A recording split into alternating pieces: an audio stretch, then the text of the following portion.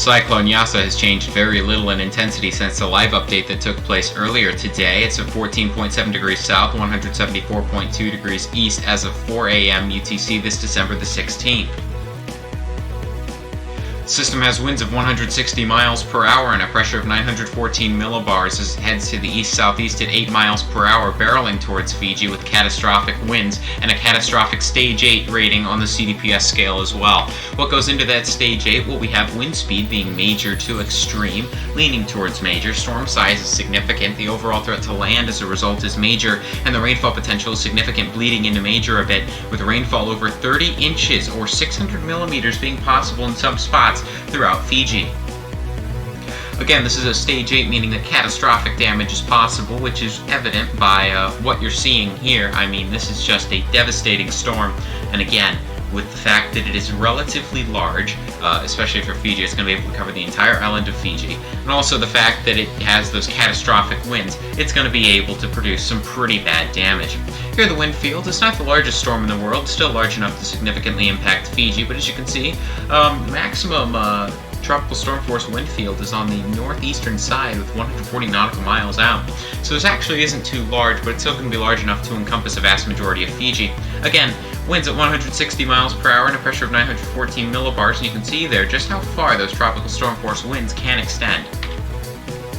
Here's how far away it is from different locations. From Somo, it's 243 miles away. From Lukutoka, it's 275 miles away. From Suva, the capital of Fiji, it's 346 miles away.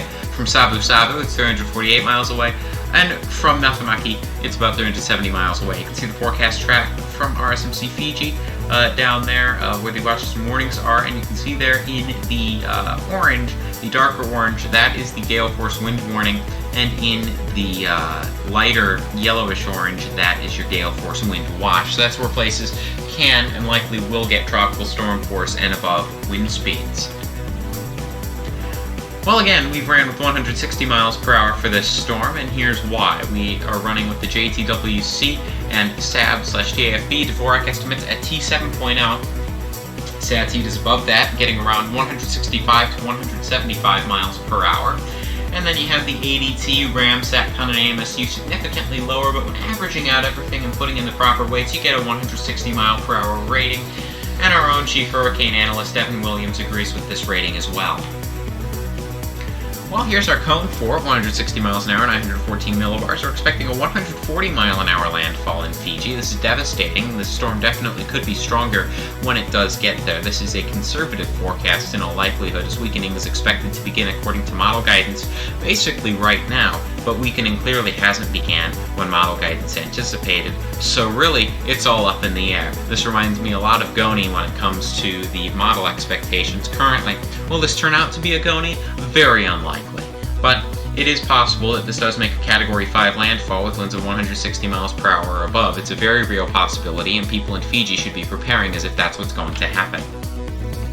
When it comes to rainfall, you can see there those pinks, and you can see those over Fiji. HWRF predicting over 32 inches of rain in some spots, over 48. Now that's a little high, but overall, I mean, 750 millimeters of rain can't be ruled out, and even isolated spots of over 1,000 millimeters can't be ruled out. When it comes to sea surface temperatures, the storm has favorable temperatures right now, but those are going to drop off a bit as it does approach Fiji. Still going to be enough to maintain current intensity as a Category 5 system. So again, models are expecting this to drop off relatively quickly, hence the forecast. Here's why. Shear's expected to go up with time over the next few days, but there is a possibility that shear isn't going to be as bad as we think, because there's a sting jet and subarachnoid forcing that will help with this. Sea surface temperatures are expected to go down with time. All models are basically in agreement of this, with the CTCX having an exaggerated sense of those sea surface temperatures. And then you can see there with mid-level relative humidity, CTCX thinking that is lower than it really is, with the HWRF from GFS being pretty much in line with what the conditions are expected to be like. Well, let's take a look at satellite imagery. I mean, satellite imagery is basically presenting what we all have been seeing, a very, very compact tropical cyclone with a large eye for its size and some pretty expansive poleward outflow there heading towards Fiji. So definitely something of concern. Conditions are going to only continue to deteriorate from here.